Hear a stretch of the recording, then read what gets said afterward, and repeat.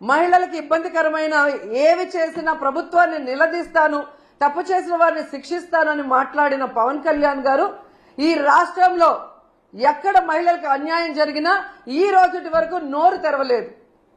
తప్పు చేసిన వారిని శిక్షించమని ప్రభుత్వం మీద ఒత్తిడి తీసుకురాలేదు. అది అనంతపురం అయినా, పిఠాపురం అయినా, తిరుపతి అయినా, అమరావతి అయినా, ఎక్కడ ఏ మహిళకు అన్యాయం జరిగినా ఆయన పట్టించుకోకపోవడం రాష్ట్రంలో ఉన్న మహిళలందరూ కూడా గమనించాలని ఈ సందర్భంగా తెలియజేసుకుంటున్నాను. హోంమంత్రి గారుగా తన అధికారాన్ని ఉపయోగించి ఆడవాళ్ళని కాపాడాల్సిన అనిత గారేమో నా దగ్గర లాఠీ ఉందా, నా భుజాన గన్నుందా, నేనేం చేయగలను అని మాట్లాడిన గొప్ప వ్యక్తి. అలాంటప్పుడు మీకు చేత కాకపోతే మీరు ఫెయిల్యూర్ హోంమంత్రి అని తెలిసినప్పుడు ఎందుకు పక్కకి తప్పుకోవటం లేదు?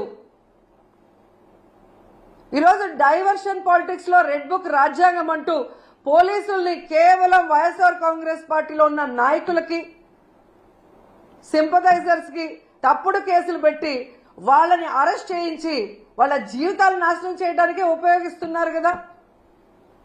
నిన్నైతే మరీ ఘోరమైన విషయం. అసలు ఇది రెడ్ బుక్ రాజ్యాంగానికి పరాకాష్ట. కొమ్మినేని శ్రీనివాసరావు గారు అంటే చేతులెత్తి నమస్కరిస్తారు. అంత గొప్ప జర్నలిస్ట్. 70 ఏళ్ల వయసులో ఆయన మీద ఎస్సీ ఎస్టీ తప్పుడు కేసు పెట్టి ఈరోజు హైదరాబాద్ నుంచి ఎలా మీరు తీసుకొచ్చారో ఈ రాష్ట్ర ప్రజలందరూ కూడా గమనిస్తున్నారు. దీని గురించి మనం నిజంగా చాలా క్లియర్ కట్ గా మాట్లాడుకోవాల్సిన అవసరం ఉంది. ఆంధ్రప్రదేశ్లో ఈరోజు ఎవ్రీ మార్నింగ్ అన్ని పేపర్లో ఉన్న హెడ్లైన్స్ ని డిస్కస్ చేసే క్రమంలో అమరావతిలో ఏ విధంగా రైతుల దగ్గర ఇప్పటికే 50,000 ఎకరాలు లాక్కొని వాళ్ళకి ఇంతవరకు ఏం చేయకుండా ఇంకా 50,000 ఎకరాలు దోచుకొని వాళ్ళు రియల్ ఎస్టేట్ చేసుకోవాలన్న క్రమంలో ముందుకు వెళ్తుంటే అక్కడున్న రైతులు తిరగబడి ఇవ్వకుండా వాళ్ళ మీద ఎదురు తిరుగుతుంటే అది ప్రజలకు తెలియకూడదని దాని మీద సాక్షిలో డిస్కషన్ రావటం అనేది వాళ్ళకి నచ్చలేదు. ఇక్కడ ఇంకొకటి ఏంటంటే ఆ డిస్కషన్లో ఒక జర్నలిస్ట్, డిస్కషన్కు వచ్చిన ఒక జర్నలిస్టు ఒక మాట ఏదో మాట్లాడారని దాన్ని ఆ క్షణంలోనే కొమ్మినేని గారు ఖండించారు. నాకు తెలిసి ఆయన డిస్కషన్స్ లో ఎప్పుడూ కూడా ఎవరూ కూడా తప్పుగా మాట్లాడితే ఆయన ఒప్పుకోరు, వెంటనే ఖండిస్తారు.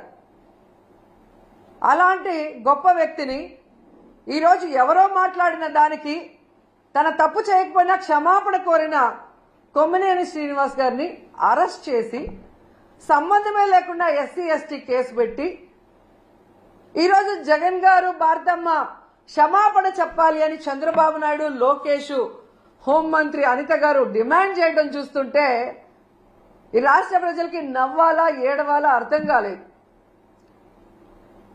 ఈరోజు నేను సూటిగా ప్రశ్నిస్తున్నా చంద్రబాబు నాయుడు గారిని, అనిత గారిని, లోకేష్ గారిని.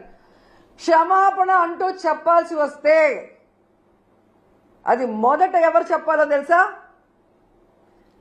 కోడలు మగబిడ్డని కంటే అత్త సంతోషించదని ఆడవాళ్ల పుట్టుకనే అవమానించిన చంద్రబాబు నాయుడు ముందు క్షమాపణ చెప్పాలి. ఆడపిల్ల కనిపిస్తే ముద్దు పట్టాలి లేదా కడుపైనా చేయాలి అన్న బాలకృష్ణ గారు క్షమాపణ చెప్పాలి.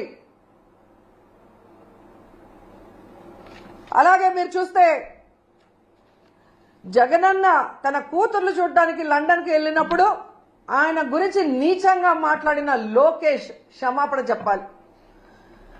అలాగే భారతమ్మ, విజయమ్మ గురించి నిన్న ఎంత ఘోరంగా మాట్లాడారో మీరు చూశారు అనిత గారు, ఆవిడ క్షమాపణ చెప్పాలి. అలాగే నన్ను బండారు సత్యనారాయణ ద్వారా ఎంత దారుణంగా, ఎంత బూతులతో మాట్లాడించారో దానికి బండారు సత్యనారాయణ మాట్లాడించిన చంద్రబాబు నాయుడు, లోకేష్ క్షమాపణ చెప్పాలి. అలాగే మీరు చూస్తే ఆఫీసర్స్ ని గతంలో హోమ్ మినిస్టర్ గా చేసిన సుచరిత గారిని, అలాగే నన్ను చాలా వల్గర్ గా మాట్లాడిన ఇప్పటి స్పీకర్ బండారు సత్యనారాయణ గారు క్షమాపణ చెప్పాలి. అలాగే ఈ మధ్య కాలంలో టీడీపీ ఆఫీస్ నుంచి ఒక సైకో చేబ్రోల్ కిరణ్ అనేవాడు భారతీ మేడంని ఎంత అసభ్యంగా మాట్లాడారో మీరు అందరూ కూడా గమనించారు. మరి టీడీపీ ఆఫీసులో అతనితో మాట్లాడించిన చంద్రబాబు నాయుడిని, లోకేష్ ని క్షమాపణ చెప్పాలి, వాళ్ళ మీద కేసులు కూడా పెట్టాలి అంత ఘోరంగా మాట్లాడినందుకు. నిన్న మీరు చూస్తే మూర్తి గారి డిబేట్ లో సంబంధమే లేకుండా రేణుకా చౌదరి గారు ఎంత అడ్డదిడ్డంగా మాట్లాడుతుందో మనం గమనించాం. మరి ఆవిడ మీద ఎందుకు కేసు పెట్టలేదు? మూర్తి గారి మీద ఎందుకు కేసు పెట్టలేదు? ఎందుకు బిఆర్ నాయుడు గారు క్షమాపణ చెప్పలేదని నేను అడుగుతున్నాను.